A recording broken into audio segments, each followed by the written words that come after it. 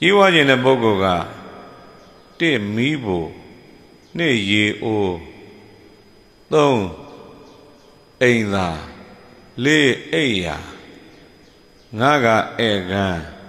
6ကဖျားဆိုပြီးတော့အဲ့ဒီ6ဌာနကိုသေသေးတတ်တတ်ပြုတ်တတ်တဲ့ပုဂ္ဂိုလ်ဟာကြီးပွားလိမ့်မယ်ချမ်းသာလိမ့်မယ်ကြီးပွားလိမ့်မယ်ချမ်းသာလိမ့်မယ်တဲ့ကိုရင်တို့အဲကြောင့်ကြီးပွားခြင်းနဲ့ချမ်းသာခြင်းနဲ့ဆိုရင်ကိုတို့တို့မိဖို့ကြောင့်ကိုဂယုစိုက်ကြမိဖို့ကြောင့်ဂယုစိုက်ကြမိဖို့ကြောင့်နဲ့အတူစွန့်သားကြောင့်နဲ့မိဖို့ကြောင့်လည်းတွဲနေတယ်လို့ဒီလိုနားလည်ကြတပည့်တော်လျှောက်ပြီးတော့ရောက်ချင်းလှည့်ပြီးတော့ကြည့်တယ်စွန့်သားကြောင့်ကကိုရင်နေဟိုခွက်ဆေးတဲ့နာမှာရိုက်နှလုံးသုံးလုံးတွေ့တယ်ဟင်းကျွင်းဟင်းကြံနေနဲ့ရေတွေနဲ့ရောအနတ်မကောင်းဘူးလို့ဘယ်ကနတ်လဲဒီတော့လိုက်ရှာတော့အဲ့ဒီနာသွားတွေ့တယ်အဲ့ဒါမျိုးမလို့ပါအဲ့ဒါမျိုးမလို့ပါဘူးကိုရင်တို့မိဖို့ရေကိုအဲ့မျိုးအိမ်သာဥစ္စာဖြိုစဖိုကားတဲ့မင်းကုန်းဆရာတော်ကြီးပြောဥစ္စာတွေကိုပြည့်စည်အောင်လုပ်နေတာအဲ့မိဖို့ကြောင့်ပဲကုံသိကုံတိုင်းလို့ကုံတာပြဿနာမရှိ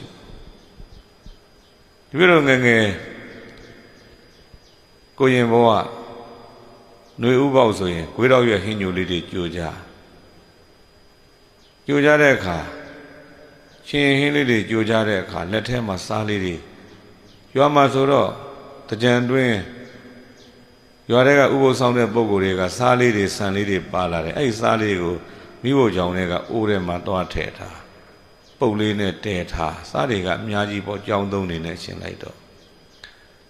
အိုးတဲ့ထဲမဲ့စားကိုလက်ကလေးနဲ့ဆုပ်တက်ပြီးတော့လက်ထဲမှာအများကြီးဆုပ်မှွေတဲ့လူက1ယောက်ထဲတဲ့လူက1ယောက်